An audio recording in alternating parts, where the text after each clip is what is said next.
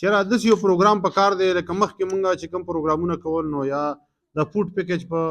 دغه کې په مات کې یا په بل څه یا کپړې یا پیزار یا څه خو هغه به داسې عرضي ته ورسیزو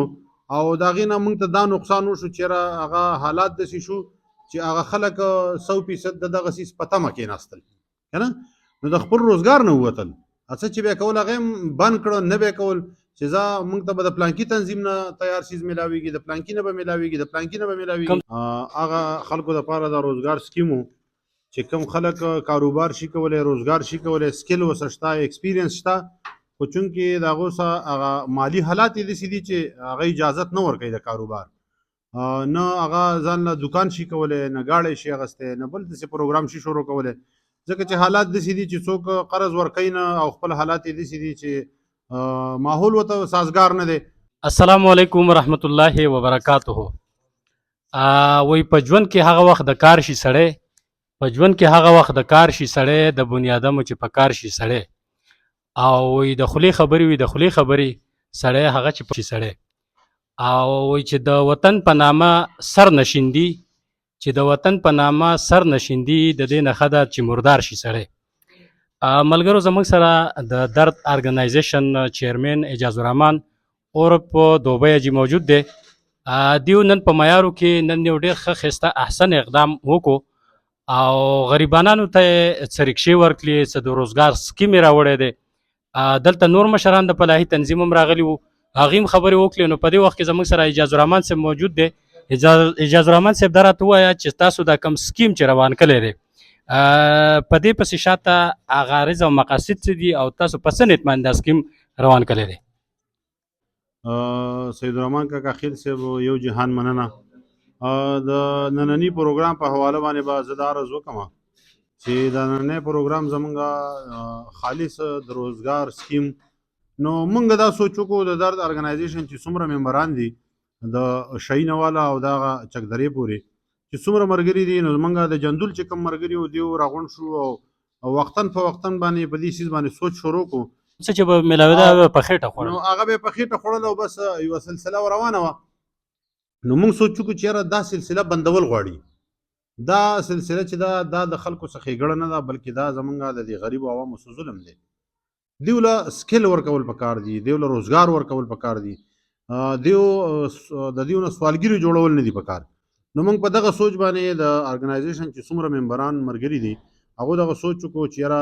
موږ داسې یو کوشش یو هڅه شروع کوو چې یاره پکې موږ غریبانو خلکو ته روزګار ورکړو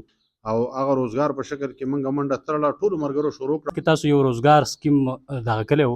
یو کس له ورکړی او بیا به خلکو دا رابطې کولې چې یاره موږ ته هم د روزګار ضرورت دی نو ستاسو کرایټیریا څه و تاسو په څه طریقه باندې دا سلیکشن وکړو؟ زمونږ خو کرایټیریا دا وه که نه سید الرحمن صاحب چې زمونږ ارګنایزیشن میټینګ وشو چې کله موږ ته فنډ راغی نو د هغې نه وروسته موږ میټینګ وکړو او په هغه میټینګ کې د دې دپاره یوه خپله یوه مخصوص کمیټي مقرر شوه. هغه کمیټۍ 5 رکني کمیټي وه. هغه 5 رکني کمیټي چې کوم دی هغه خودمختاره وه. هغه ته بالکل مکمل اختیار و چې تاسو کرایټیریا هم تیاره کړئ خپله چې کم کس په کول غواړي کم کس په نه کول غواړي د کم کس به ډېر مستحقي کم به لږ مستحقي دا څومره ترتیب چې و دا ټول دغه کمیټۍ په میاشت یوه نیمه کې تیار کړو. بیا یې هغې له یو د کاغذي دستاویزي شکل ورکړو. بیا د هغې نه وروسته چې کوم دی نو خلکو ته فارم ایشو کړه اپلای فارم چې ورته موږ وویل چې یاره تاسو څوک هم اپلای شي کولی دې ته نو هغې ته ډېرو خلکو اپلای وکړه. اوس دا راته ووایي اعجاز الرحمن صاحب چې دا کومو کسانو له تاسو روزګار ورکړو لکه دوکانونه مو له جوړ کړلو بیا د هغې نه علاوه دلته رکشې مو له ورتلې هغه خو تاسو په خپلو خپو ودرول خو د دې د ریکوري څه سیسټم دی دا خو بلا سود تاسو قرضه ورکړله خو د دې ریکوري څه سیسټم دی؟ نو د ریکوري خو سید الرحمن کاکا خیل صاحب دا سیسټم دی که نه چې زمونږ کومه کمیټي مقرر شوې وه د دې دپاره 5 رکني کمیټي نو هغې د دې دپاره چې کومه پالیسي تیاره کړې ده او کوم طریقه کار یې جوړ کړی دی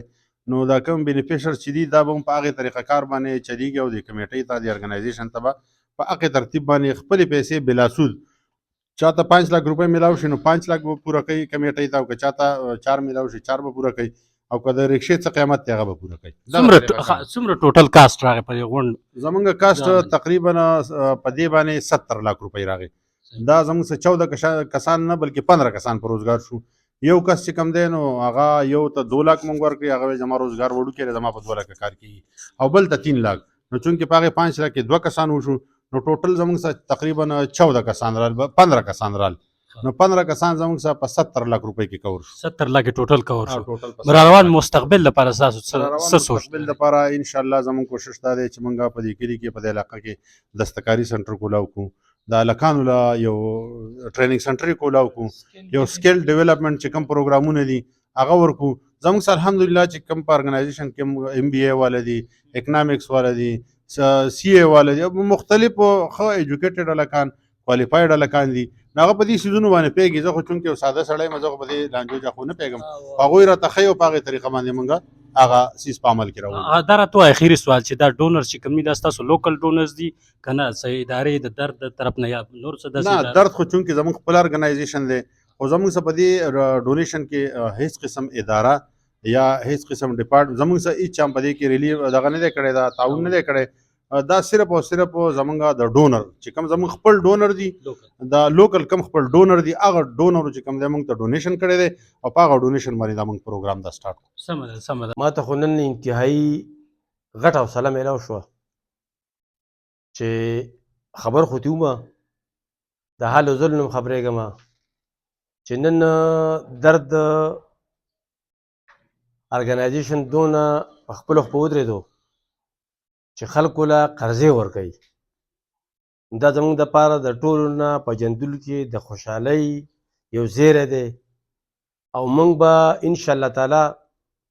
اجازه ستا ته او ستا ټیم ته دا باور او دا ډاډګیرنه ورکوم چې په تا باندې کویت چیریټي نورو ملګري په تاسو باندې اعتماد کوي،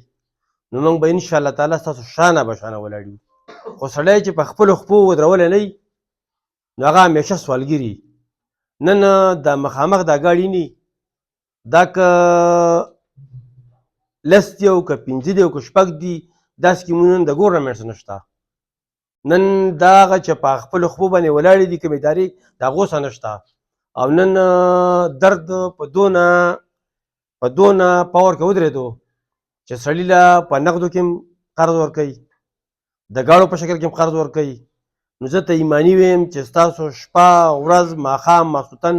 موږ به ستاسو شاته ولاړ یو، او دا د ټول نه کامیاب او ستایلی پروګرام دی. یقینا چې کوم بنیاد د دې درد ارګنایزیشن بنیاد کوم ایښودلی شوی دی جندول په دې علاقه کې،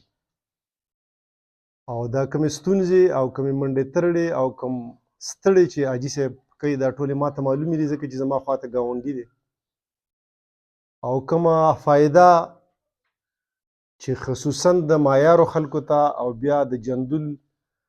د مسکینی او د دې ترۍ پورې او د خزانې پورې د ماشومانو ته چې کوم فایدې دي د دې د وجې نه رسي،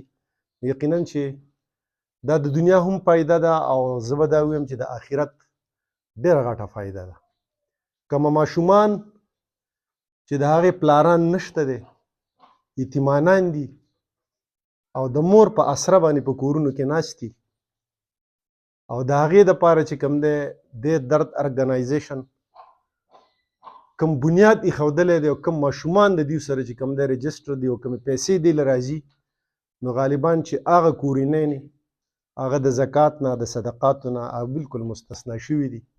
او هغې ته دونه پیسې میلاویږي